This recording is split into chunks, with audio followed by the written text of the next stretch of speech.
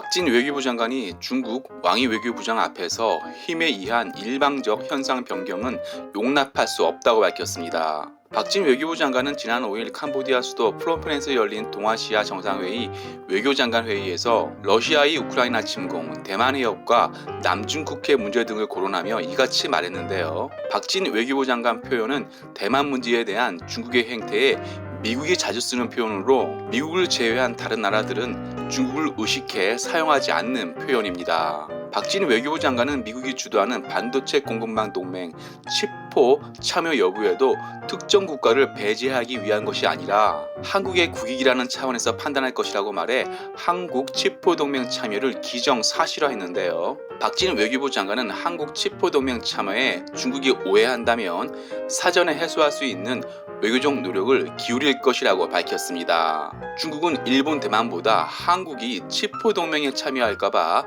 노심초사하고 있는 상황인데요. 노련한 박진 외교부 장관은 애타는 중국 상황을 알고 있기에 일본, 대만보다 늦은 8월 말쯤 치포 동맹에 참여할 것입니다. 한마디로 한국에도 치포 동맹 참여는 매우 어려운 결정이었다는 인식을 중국에 심어준 뒤 중국과 외교를 하겠다는 것입니다. 박진 외교부 장관은 중국이 알레르기 반응을 보이는 사드 문제에 대해서도 단호하게 대처하고 있습니다. 중국은 친중 문재인 정부 때 맺은 이른바 사드 3불 약속을 지키라고 윤석열 정부를 압박했는데요.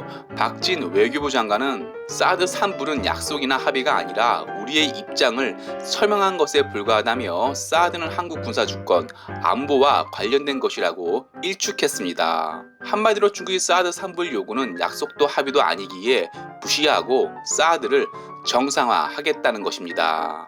사실과 한국 입장을 딱 부러지게 말하는 박진 외교부 장관에 중국은 아무 말 못하고 있습니다. 중국은 윤석열 정부의 사드, 치포 동맹 등으로 연일 공세를 날리고 있지만 박진 외교부 장관은 친중 문재인 정부 강경화 외교부 장관과 달리 중국에 할 말은 바로 하고 있습니다. 박진 외교부 장관은 김영삼 대통령 영어 통역을 맡아 화제의 중심이 된 적이 있었는데요. 1993년 김영삼 정부 대통령 비서실 해외 담당 공보 비서관 시절 한국을 방문한 빌 클린턴 미국 대통령에게 김영삼 대통령 좌우명 큰 길에는 문이 없다는 대도문문을 고속도로에 톨게이트가 없다고 재치있게 통역을 해 클린턴 대통령이 엄지를 치켜 세워 통역사로는 드물게 화제가 됐었습니다. 박진 외교부 장관은 대표적인 미국통으로 친미 외교를 하겠다는 윤석열 정부